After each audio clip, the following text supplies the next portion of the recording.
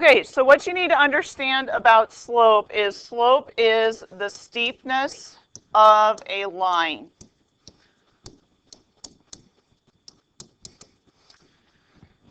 So one thing I always bring up is I've been to other people's houses, and they are two-story houses. And when I go up to their second level, some of my friends' houses, I remember one of them, their stairs were really, really steep. And the reason why they were really steep is because they didn't have a lot of room to put the stairs in. So they were trying to work with a little bit of space, and that made their stairs really steep, okay? I've been to other friends' houses in which they needed like a wheelchair ramp, and so they can't be as steep, and therefore the stair stepping is a lot easier to do, okay? So the steepness of a line. Now, if you guys notice how I'm stair stepping here, that's exactly what slope is. So slope eventually will be called rate of change, both in math and science. And you can see there's three different boxes here, so there's three different ways to calculate or figure it out. One of the methods we're going to do right away is on a graph, okay? But basically what we need to understand is slope is always rise over run. So rise means a vertical change, run means a horizontal change. And this is where I've talked to you guys about the fact that that's why we have to be so good at graphing a point, is because now we're going to look at the y difference, so the change in y over the change in x, which is completely different than when we graph a point where we do x first and then y second. Okay, so sometimes when you do slope on a graph, sometimes they're going to give you the dots for that. Other times those dots are not going to be there.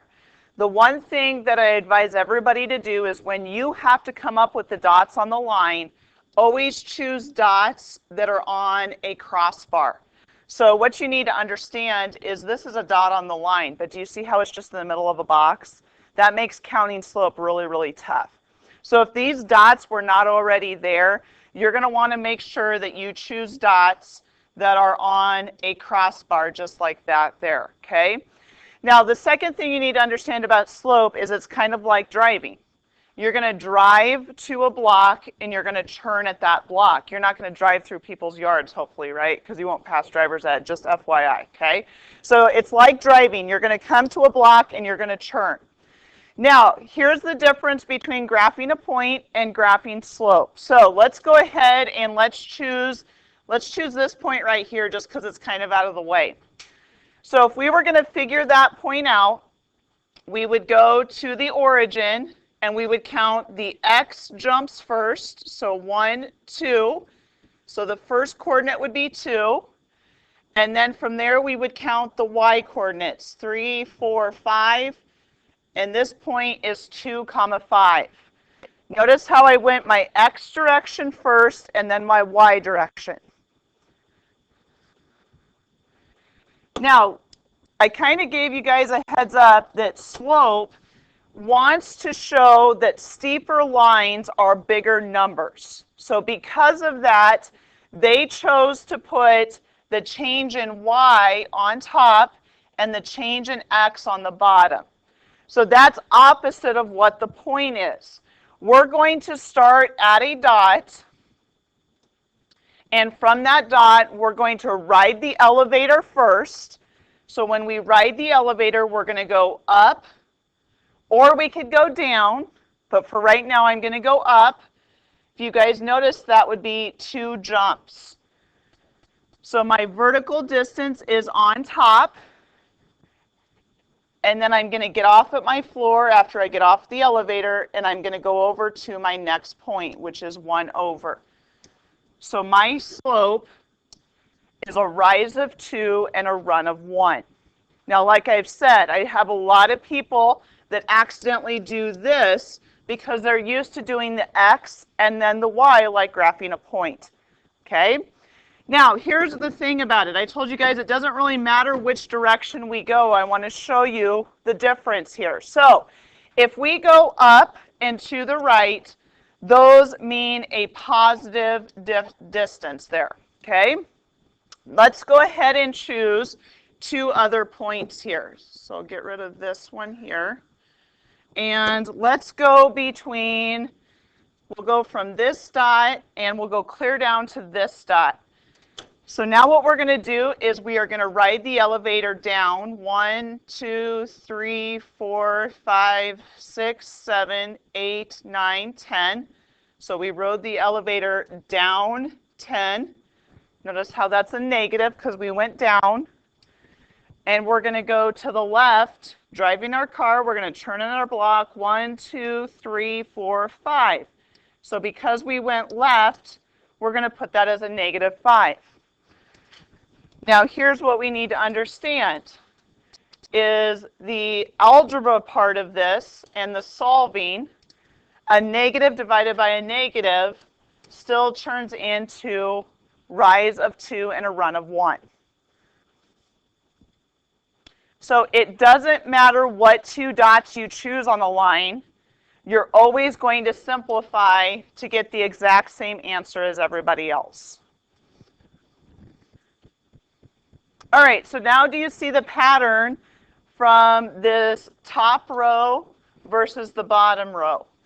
So if we read from left to right, do you notice that all of the top row goes uphill from left to right?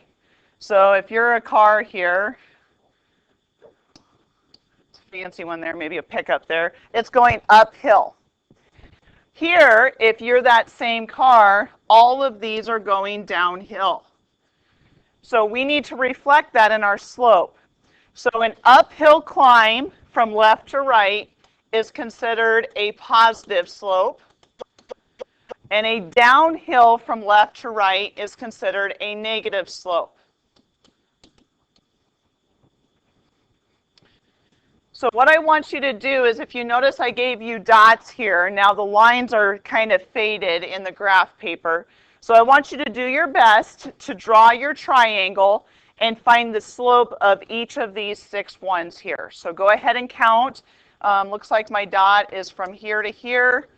The dot is from here to here, here to here. So do the best you can to draw your triangle and count your slope, your vertical change and your horizontal change, and then we'll look at it. All right, so some of these I showed both possibilities. Some of them I ended up just showing one of them. But again, if they are uphill, it doesn't matter which way you start. The one thing I always try to do, though, is start at a dot and do my vertical change first. So therefore, this one here is up 1, right 1. It could be down 1, left 1, but that's still a positive. Here I went ahead and showed both of them. So this side over here reflects a vertical change of 4 and a horizontal change of 2. This one on this side, a vertical change of -4 and a horizontal change of -2. But both of those reflect to be 2 over 1. Now, slope always is 2 numbers. So you don't want a mixed number. And you're going to want to go ahead and keep that 1 for now until we do any algebra with it, okay? This one here is up 3 over 1. So one thing we need to realize about in the next coming pages here is that is the same thing as 3. So we want to make sure and reflect that. Okay, so with these, there's infinite dots on here. I've just chosen 2 of them. So now what you need to understand is these are all downhill. So this first one is going down 3 and right 4. If I would have chosen to go up first, I would have gotten a positive 3, and then I would have went to the left and got a -4. So that would have ended up being positive 3 over -4. So it doesn't matter which one holds the negative, the whole fraction is negative. So eventually we're going to have to learn how to assign those. This one doesn't matter how you look at it. It's either down 3, right 2, or up 3, left 2. So again, that just makes a negative fraction. This one here, down 5, right 3. Some of you may have went up 5, left 3. The one thing I do not want you to write slope as is a mixed number. Leave it improper because we need a vertical and a horizontal change. We don't need 3 numbers. All right, so for the first one here, we are going to graph a point, and then we're going to graph the slope from that point. So the point that we're going to graph is 3, 0. Now be really careful here because remember it's a point. So we're going to go 3 to the right, 0 up and down, and that is the point that we're using. Now it says my slope is 4. The letter that we designate for slope is m, so I'm just going to put m equals 4. Now, does that number currently have a run? Just one number, right? So we're going to want to make this into 4 over 1. And so from this blue dot, we're going to rise 4, run 1. So rise 4, 1, 2, 3, 4 jumps. We're going to run 1. And we're going to put another dot. Now we're just going to keep stair stepping. So we're going to go up 4, 1, 2, 3, 4 over 1. We can go one more time, 1, 2, 3, 4 over 1. Now the opposite is always true. So if we went up and to the right, we can actually go down and to the left. And if you guys notice, that is still on that exact same line. So if we want to do that again, down 1, 2, 3, 4, left 1. So all of these will fall on the same line. Now, technically you only need 2 dots to make a line. I always recommend 3 or 4 just to make sure you're counting right. Because if you ever count wrong, and let's say that you counted 1 too many boxes down, and you have a dot that's doing that right there, then you can catch yourself. So try to always do at least 3 or 4 dots each time. All right, next one, we're going to do the same thing. Remember, it's a point, so we're going to go left and down. So left, 1, 2, 3, 4, 5, down 3. Our slope is -2, so that means we're going to put the 1 on the bottom. That also means +2 over -1, those still equaling -2. So we can either go up 2 and to the left 1 and put a dot, or we can go down 2 and to the right and put a dot. Now again, we can just keep stair stepping. So up and to the left, up 2 and to the left, down 2 and to the right. Do you notice now that the line that we're creating is going downhill instead of uphill? The right one is a negative slope, the left one is a positive slope. So that's one way you can check yourself. Oh no, my number didn't come through. So let's see. My slope is supposed to be 2/5. There we go. All right, so my point is 2 left, 4 up. Again, when you have a point, the first number is your horizontal change. The second number is your vertical change. And from there, we're going to rise 2, run 1, 2, 3, 4, 5. Rise 2, 1, 2, 3, 4, 5. We could go down 2, left 5.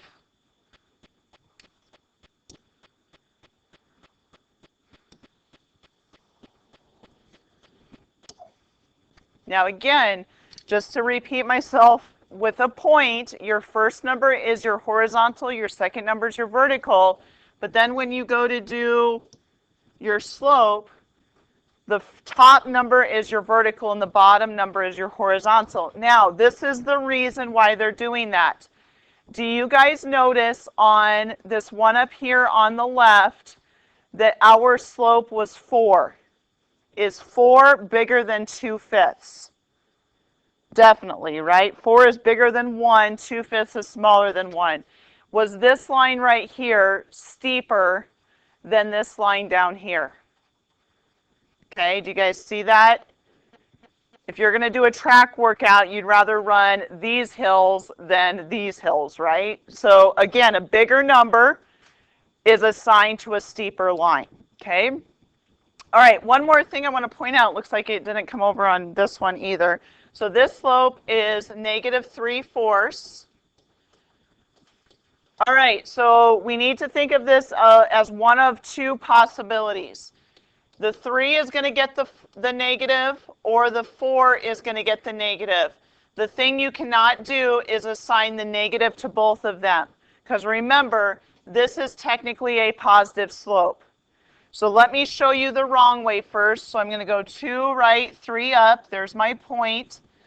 So if I go accidentally, don't do this right now, down 3 and left 4, do you see that creates an uphill climb? It's a negative slope. So we cannot assign the negative to both of them. We're only going to assign the negative to one of them. So 2 over, there's my point. So I'm either going to go down 3, right 4, or up 3, left 4. So now over here, the sign about riding the elevator and walking to your room hopefully will make a little bit more sense. So what I'm trying to get you to understand is with slope, we're going to go up in the elevator or down in the elevator, and then we're going to walk to our room, so that you remember that you're going to have your vertical change and then your horizontal change. Like I said, you technically only need 2 dots, but my third dot makes sure that I have it in the right spot. On the next paper, I want you to just practice 4 more of these on your own. Just get the hang of it. And then just put these papers in your binder.